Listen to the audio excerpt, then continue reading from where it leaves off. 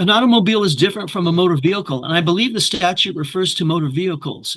Motor Yeah, and vehicle, motor vehicles encompass a lot of things. A motor vehicle can be a motorcycle, it can be an automobile, it can be so, and I think that that's generally pretty accepted that an automobile is a motor vehicle. Right now, this is on for a pretrial, which is the opportunity for you and the state to discuss the case or maybe come to some sort of resolution. And then it can be, and right now it's set for trial. Otherwise, it would continue on to trial. Your trial confirmation is October 22nd. And then the trial itself would be October 29th and 30th. So I guess where do you said you don't think you need one, but which tells me that you don't have one at the moment. So I guess how do you see this case progressing and playing out? can I have your full name and the prosecutor's full name? My name is Sam Meyer, and the prosecutor's name is Ms. Kidmacher. Is it Meyer? Yes. And the prosecutor's name again is Last name is Kidmacher. okay. And first name? It's Gabby. Okay. And can I see your oaths of office and official bonding information? Well, again, speaking only for myself, the answer to that is no. I don't have it on me. I don't carry around with me. I haven't. It's not necessary for me to post my bond. And the person who needs to, I'd like to know some information from you as to where you see this case headed. When the officer stopped me, if I were to tell him that I have a license, I have insurance, I just don't have it with me, I don't think that would cut it with him. It's important for a driver to have his license and insurance in order because operating a motor vehicle is a potentially hazardous occupation. The same is true with being a judge or a prosecutor. It's a potentially hazardous occupation because people could get hurt. They could go to jail unlawfully if something goes wrong. So a judge needs an oath of office, which is anomalous to a driver's license. And Right. The bond is equal to the insurance that a driver would need to have. So I do have a oath of office. It's good at the auditor's office. If you want to go there and get it, you can certainly look at it. But like I said, I don't carry it with me. I don't have it on the I don't have it posted on the wall. I don't believe I'm required to. You are required to have a driver's license when you drive a car.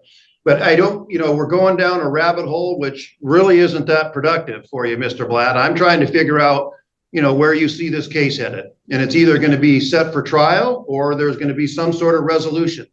And if you think you've identified some issues with me or you haven't seen my oath of office, if that's an issue on appeal you want to raise, if you get convicted, you can certainly do that.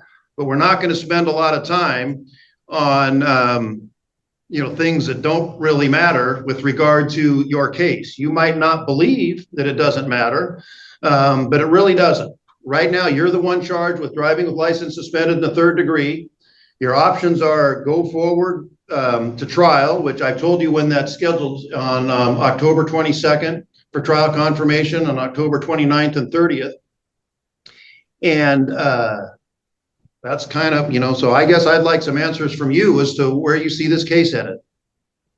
Okay, you just said you don't want to spend a lot of time, but if the prosecutor wants to spend 3 months of my time in a jail, then you have to afford me the time I need to get due process. Now, Yeah. at the beginning of this Zoom hearing, I heard you say that the state is charging me, but the paperwork I've been giving says the city of Tumwater is charging me. Could we clarify that? Yeah, I can clarify that. And that was the mistake on my part. You are correct. It is the city of Tumwater. But the city of Tumwater is franchised by the state of Washington, right? And it's using Washington statutes to prosecute this case, right?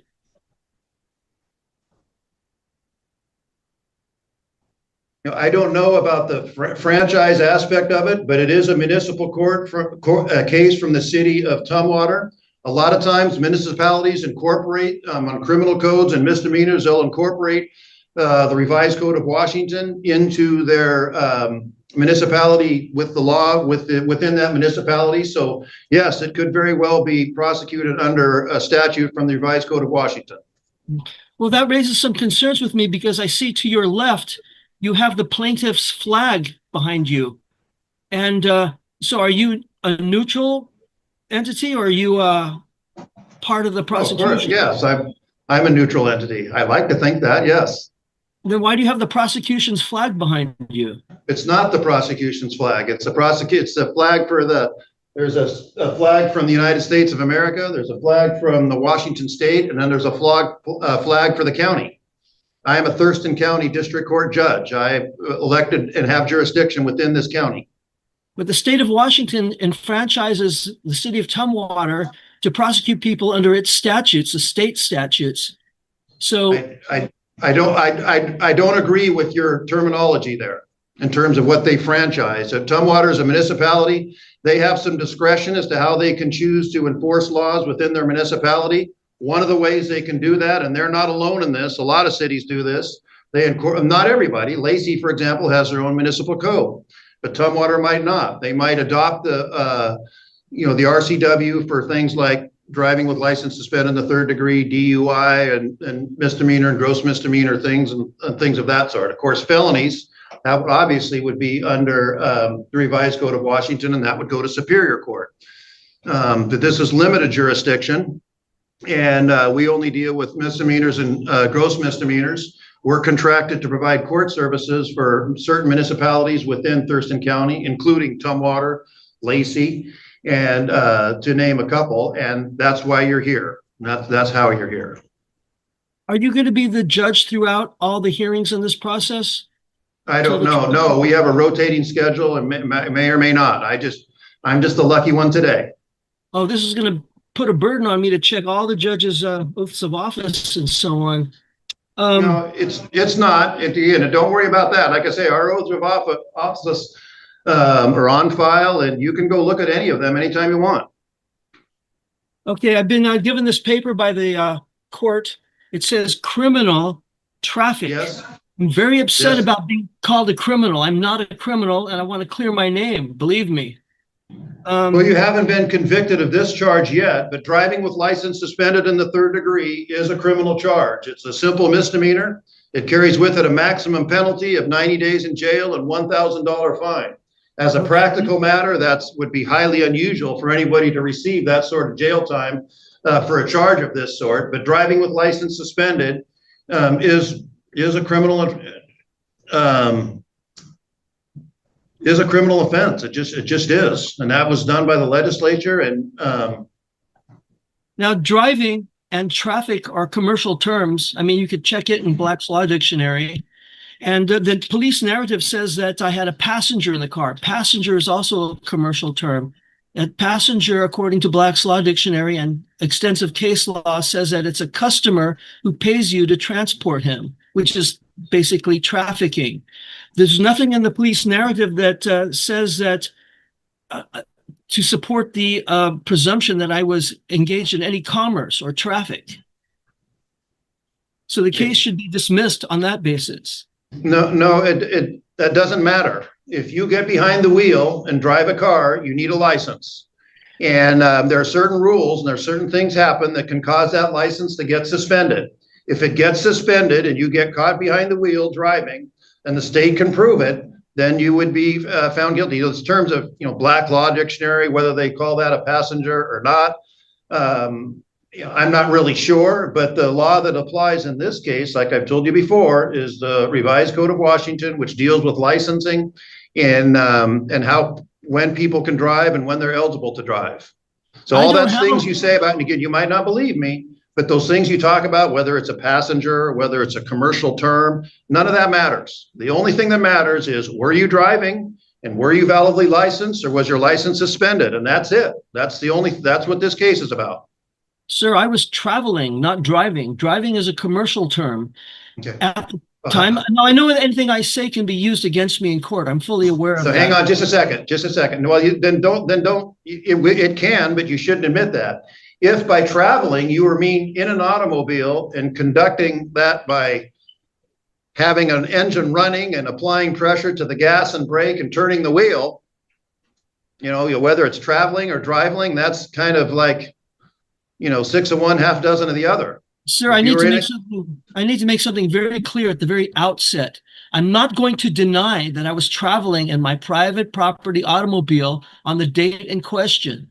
I'm not going to argue. I'm not going to fight with the prosecutor about what the prosecutor wants to fight about at trial.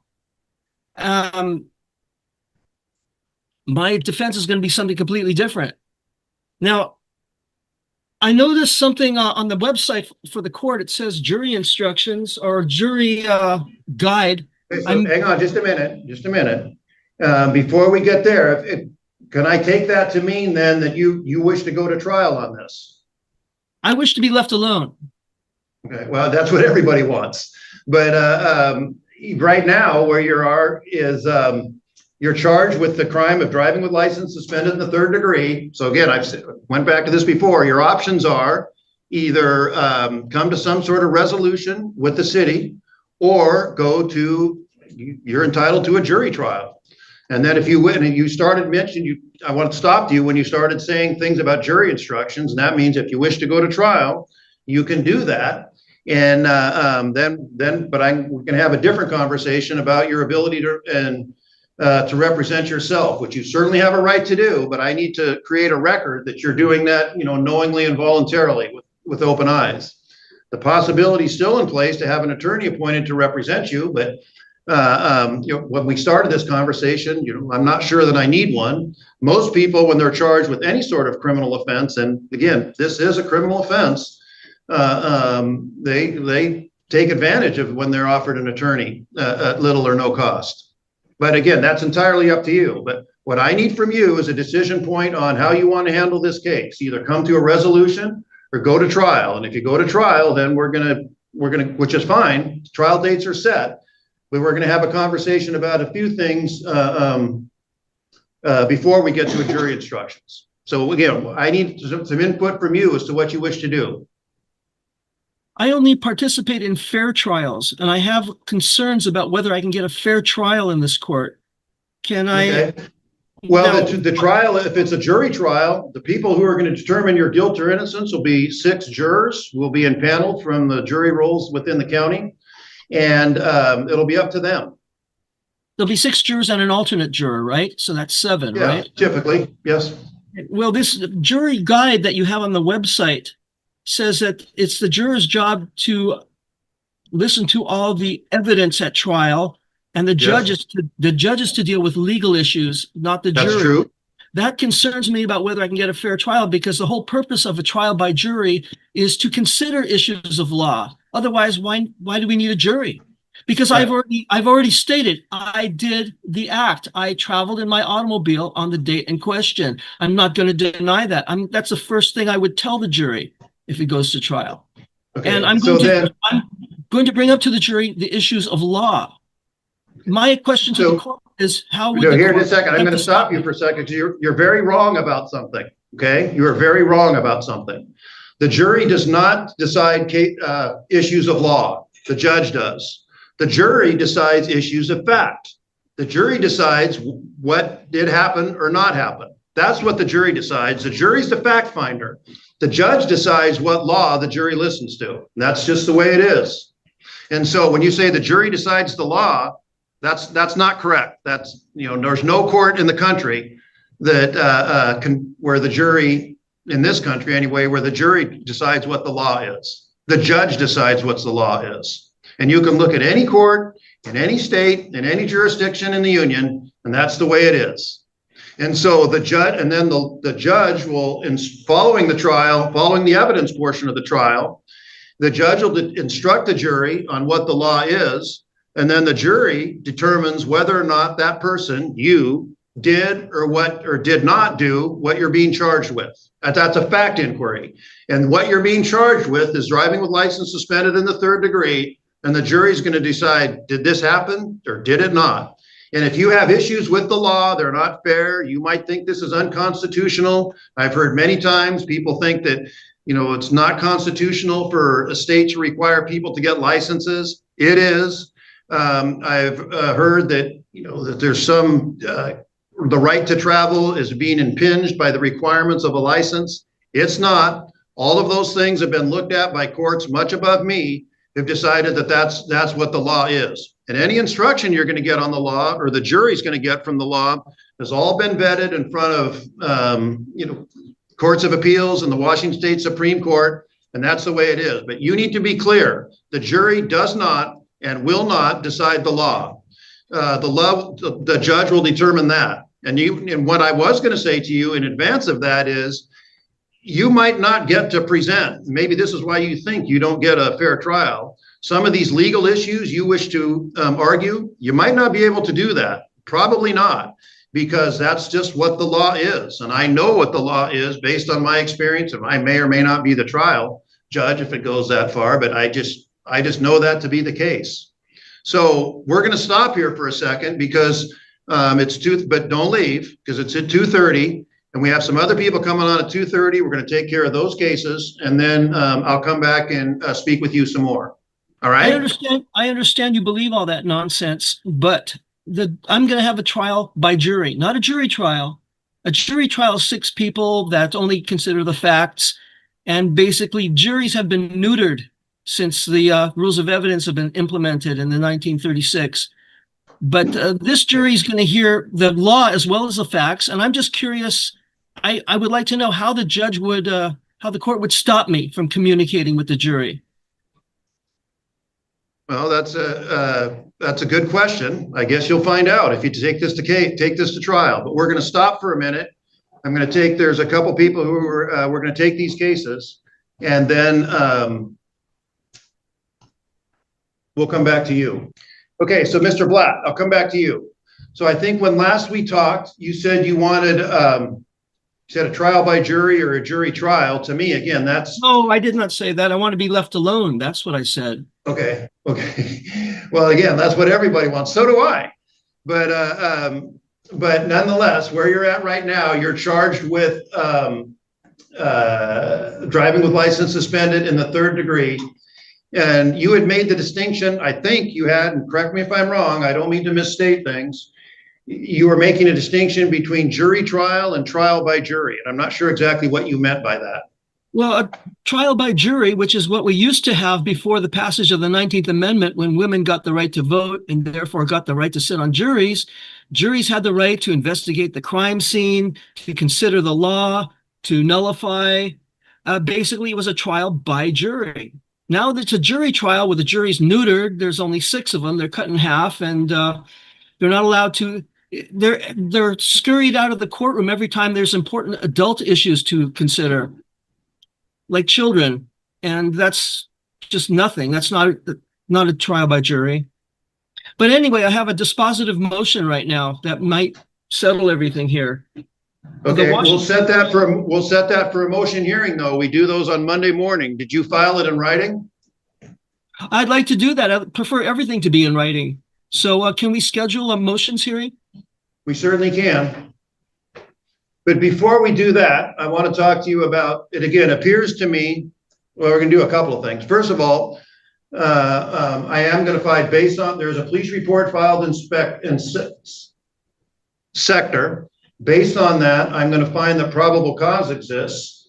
And then we're going to set conditions of release, which basically are make all your court dates, don't drive without license or insurance, and don't have any other criminal law violations. Based on our conversation thus far,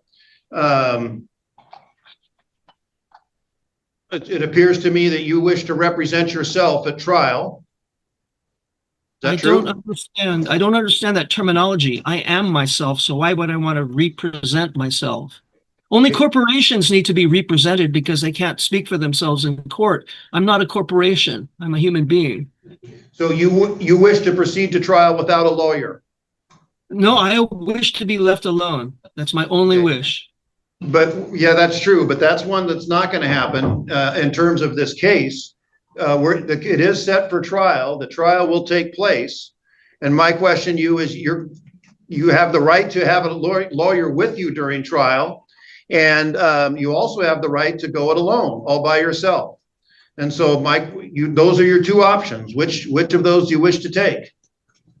Well, I have some concerns about being represented by an attorney because Okay. attorneys in this state are licensed and franchised to make a living in the plaintiff's courtroom only at the pleasure of the plaintiff, right? No, no. Well, I if mean, you're under a lot of, you have a lot of unfortunate and incorrect impressions. You really do. And that's really unfortunate. And I'm trying to, Yeah, I'm a let you plaintiff. know. And again, you're just wrong about a lot of things. And I'm sorry about that. does the plaintiff have the power to disbar the attorney if the No, plaintiff- absolutely not. I don't know why you would think that. That's completely not true. Well, I personally know attorneys who have been blacklisted because the courts don't like the way they defend clients because they do it too effectively. For example, Lee Eckhart was not disbarred because he never did anything wrong, but he was blacklisted, which means any client he hired automatically lost. And he had to Okay. inform each client that wanted to hire him. I'm not, He would again, lose. I don't know anything about that individual. I don't know anything about that. You're asking me, I guess, in this court, whether, or just generally, whether the plaintiff, in this case would be the prosecutor, has the right to disbar attorneys. And the plaintiff answer to is that the is state of no, they Washington. don't. The plaintiff is the state of Washington because Well, in Washington. the city of Tumwater, in this case, remember we talked about that. Yeah, but the city of Tumwater is a subdivision of the state of Washington. But they can still bring case. So again, what do you want to do for your upcoming trial in terms of an attorney or have one with you or go it alone? I'm not sure I need an attorney at this point because we'll have to see So what. again, that's the a binary choice. prosecutors- So then from that, I can tell you, you're choosing to go it alone. And have you ever done this before? Have you ever conducted a trial of any sort? Just look at my record. That's, again, I can see your record, but that none of it tells me whether or not you've done a trial by yourself before. So, Mr. Blatt, have you ever conducted a trial before by yourself? I didn't come here to answer questions. I'm sorry. Okay. Then I'm going to talk, and then we're going to set a date, and then we'll conclude the hearing. I need to bring something to your attention, if I may. I'm sorry? I need to bring something to your attention. The United States Constitution at Article 1, Section 1 states that when the state is a party, which is this case, excuse me. Let me get my glasses.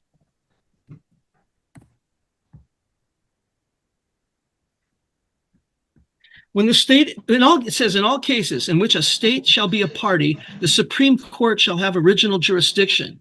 This is in the United States Constitution. Now, the Washington State Constitution says that a frequent recurrence to fundamental principles is necessary. This is a fundamental principle. When the state is accusing a citizen of a crime against the state can't take the defendant to trial in its own court. That would be a conflict of interest. It has to take it to a neutral court, which is the United States Supreme Court. It says it clearly here at Article 1, Section 1 in the United States Constitution. So, again, I'm going to speak for a few minutes, and then I'm going to turn it back to you, and we're going to set a date here. And again, I don't,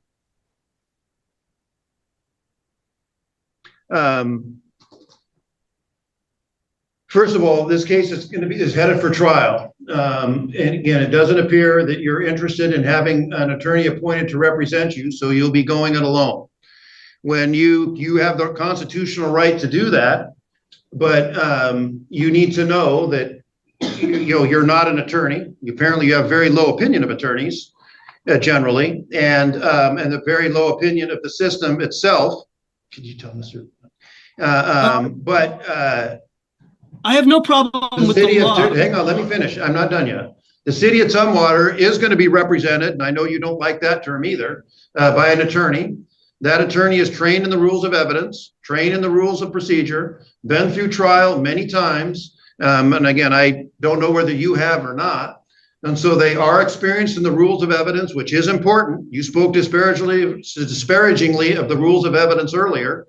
And they have training in that, which again is important.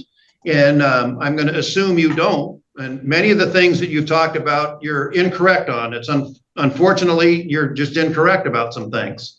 And so you're going to be at a big disadvantage when you go to trial without an attorney going it alone. Do you understand this? Isn't it the prosecutor's job to decide whether I'm wrong on issues?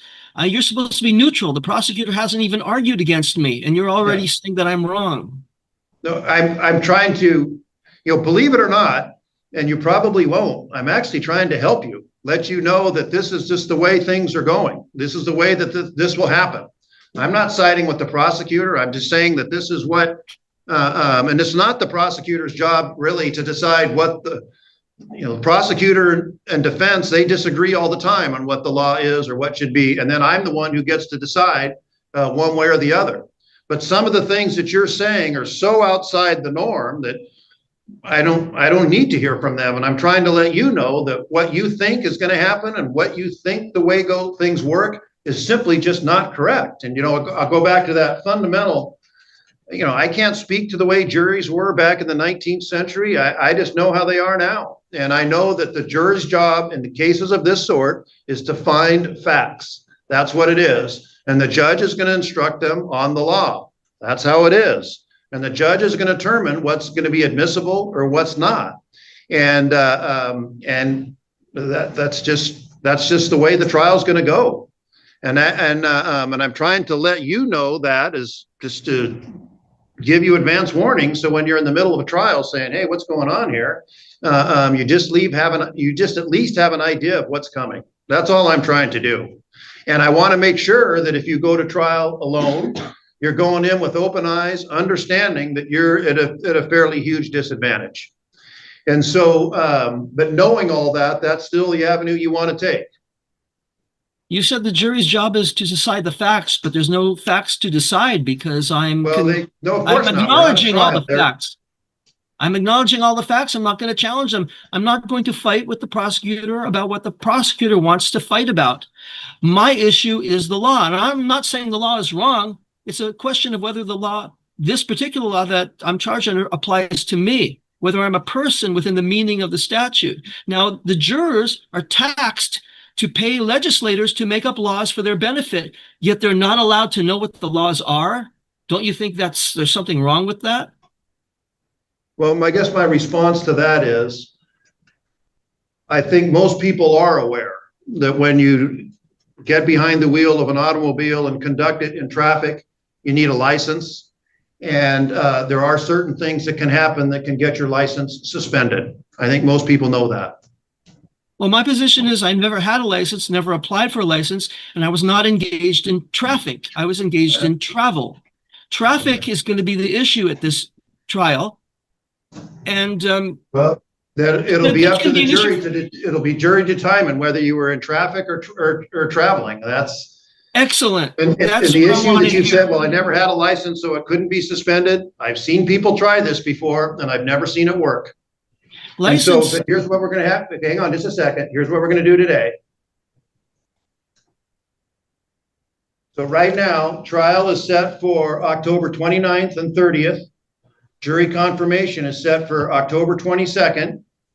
You said you had a motion you want to bring. That'll be heard on, what do we do? Yeah. That'll be heard on October 20th. You need to have that filed in writing by October 6th. And the state will have the response filed by October 13th. Your Honor, if we could please request the defendant's email address so that the response motion can be sent to him, as he's not per se. Did you hear that, Mr. Blatt? Not really.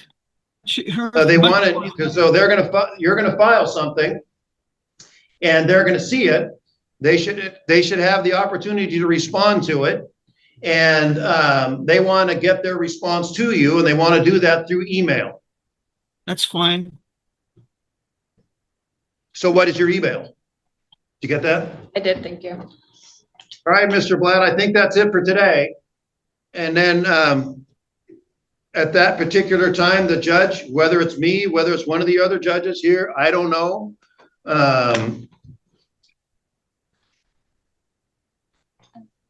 How many judges work in this court that could be on this case? 4. Four, okay. Can I have their names? Sure. There's Kayla Wilcox, Brett Buckley. You already know my name. And then there's a commissioner named Paul Wool. It's all on the district court website. You can just go look at it. Okay. Thank you. And my guess is that judge, whoever hears the motion, is probably going to have a conversation with you again, or at least try to, about the concept of representing yourself and the disadvantage. And again, I know you hate that word. I'm sorry if that offends you in some way, but or going to trial alone without the assistance of an attorney. That's just. I never expressed hate for any statute or attorney or wording or the. I don't say that. Again, I'm not suggesting you are. I think that, or if I did use that term, I apologize. I just think that, I've spent a lot of time with this because I just think you're under some misunderstandings of a lot of real basic points. And, in terms of we're here in district court, the state of Washington, you want to talk a little constitutional law, state of Washington Constitution sets superior courts of courts of records.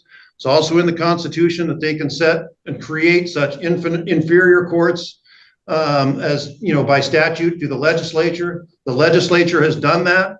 They have established this level of court through Chapter 3 in the Revised Code of Washington, if you want to look there. There's also a mechanism in place where district courts can contract with municipalities to provide court services. All this stuff has been litigated through the Court of Appeals and the Washington State Supreme Court. And again, it's just pretty standard stuff. And I've tried to spend some time explaining it to you. Unfortunately, I don't think I've been very successful. I'm sorry about that. I wish I was more successful, but